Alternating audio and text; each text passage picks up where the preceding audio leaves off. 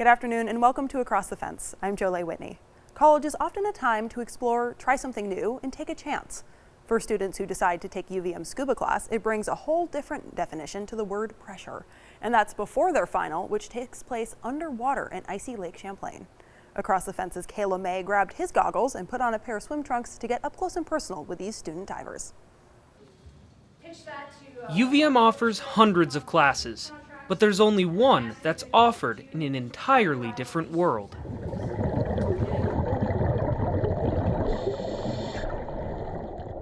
UVM students from various majors and backgrounds grab their goggles and put on their wetsuits to learn the techniques of scuba, self-contained underwater breathing apparatus. So anyone who is interested in diving needs to take a class. And there are a number of certifying agencies, throughout the world. And we have a curriculum that we develop, that has been developed, that we work through students with the ultimate goal being knowledge that they can acquire through practice to become safe divers. And so the open water course moves students through both the practical learning, but then also the kinesthetic process of being underwater and developing the skill set in order to be a safe diver. The class is broken up into two sections. In the lecture, students watch videos and gain important information in order to jump feet first into the practical section.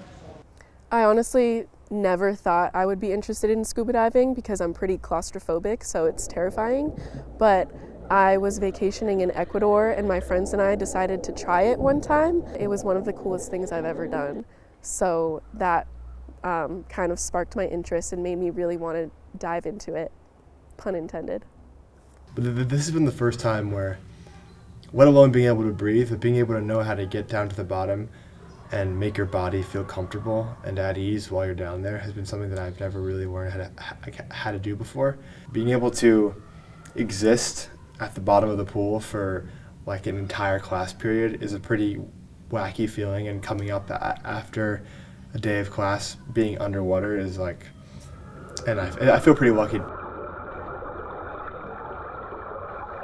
The class is open to any and all students, but it's not as easy as it looks. It is both elementary and significantly complicated. So one of the things that happens is we don't have gills, so we have to take gas with us. As we breathe and descend deeper and deeper and deeper, we're under increasing pressure. So is the gas that we're breathing. And there are real consequences that can happen to the body as it's dealing with inspired high pressurized gas. I actually think it's really difficult. I think our instructors do a really good job of pacing it pretty slowly, so I don't feel like I'm falling behind. But staying underwater for an extended period of time with all of your gear on is pretty difficult, and it's heavy and it's hard to breathe. But I think with practice, it's definitely getting easier. Despite the difficulty, students see this as a learning opportunity for their future. I'm like a fisheries biology major, and I thought there was, it actually might have some use for me down the line rather than just recreation.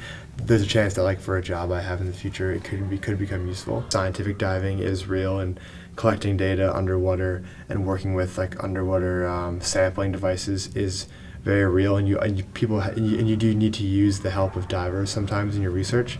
So being able to be that person would be really awesome.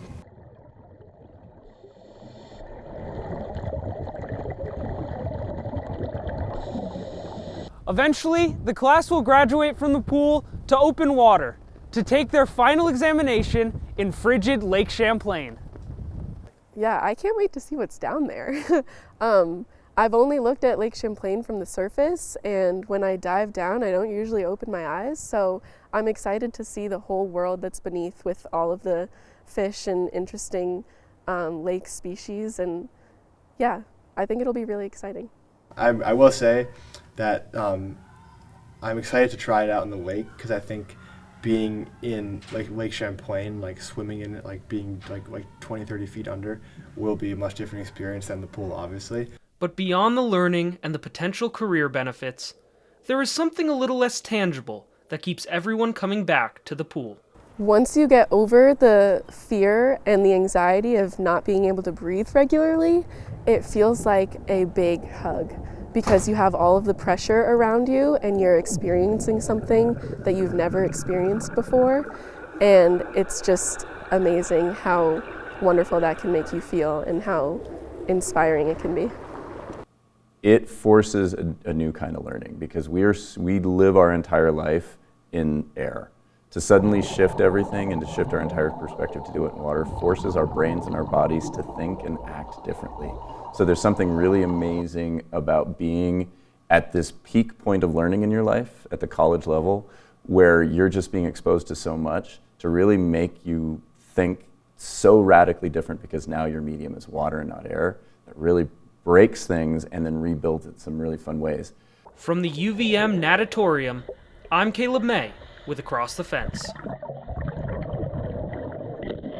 Thanks, Caleb. We're going to stay in the watery part of Vermont for our next story. It's a fishtail that takes place at night aboard the UVM research vessel Marcelle Melosira. Here's Ben Willis. As the sun sets over Lake Champlain, a team of UVM students gears up for a nighttime expedition aboard the university's research vessel, the Marcelle Melosira. They'll be assisting PhD candidate Maya McReynolds in an experiment that could reshape how we gather data for fisheries management. McReynolds is tackling a critical question. Could the ships used to collect fish data actually be scaring fish away, skewing population estimates? There's a big push in the Great Lakes to measure vessel avoidance, and that's a project that's led by USGS and Cornell University, using autonomous surface drones and underwater drones with autonomous echo sounders mounted to them. And so there's a lot of different teams that are looking at this same question with slightly different acoustic equipment, slightly different ecological settings in different lakes with other vessels.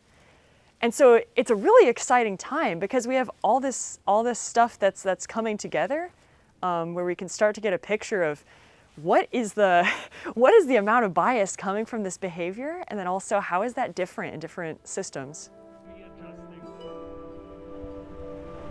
The team will work through the night, collecting data that could help answer this question. Their first step, deploying a floating gill net.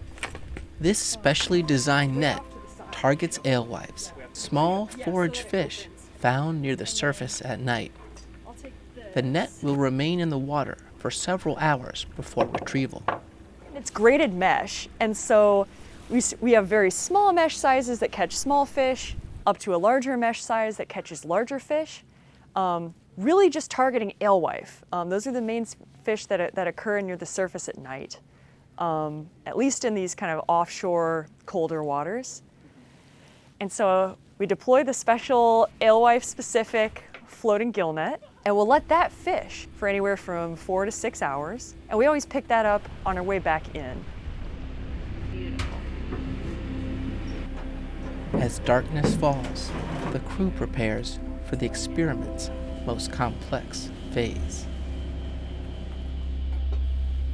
The ship is lit by an eerie red light, designed to reduce the risk of scaring off alewives near the surface.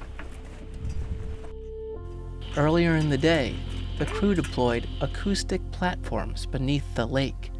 Now, Captain Taylor Resnick maneuvers the Marcelle Melosira over these platforms, while sensors capture how fish react to the approaching ship. And we'll start doing vessel passes over the platforms 1 to 2 hours after sunset. And so we drive in a square where, starting 1 kilometer from the platform, Taylor fires up the Marcelle Melosira in either diesel or electric, and then we have the trawl out or not. And we'll drive for 2 kilometers, passing over the platform. And the whole time it's recording data, so we can measure that fish response as we approach, and then as we pass and as we leave. And typically that sampling would go from about 8 p.m. to 1 to 3 in the morning, depending on how the night goes. And one component of that is pelagic trawling. And so to trawl, I will decide where we want to sample, whether we'll go shallow and try to target alewife, or deeper in the water and try to target rainbow smelt, which are another major forage species in Lake Champlain that don't have as strong of a hearing ability as alewife do. And so they're kind of our control species. You know, where we expect alewife to react to the vessel, rainbow smelt probably won't, because they're deeper in the water column, they can't hear as well. And so we'll trawl, you know, shallow or deep, and pull the trawl on board, work up all the fish. Whoa. So we'll take, again, just species, total length.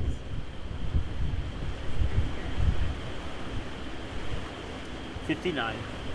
And so it's cool because we have all these fish that we sample with nets. We know where in the water column they come from, and we also know their length and species. And so we can match that up with the acoustic data, where we can see a position in the water column and a relative size, but not an absolute species and length. Maya's research is a vital step toward improving fisheries management. By understanding how fish react to research vessels, scientists can collect more accurate data, ensuring better decisions for the health of our lakes and the ecosystems they sustain. From the shores of Lake Champlain and the Echo Center, I'm Ben Willis with Across the Fence.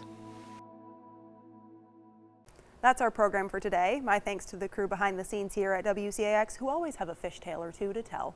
This is Across the Fence. I'm Jolie Whitney. Have a good one.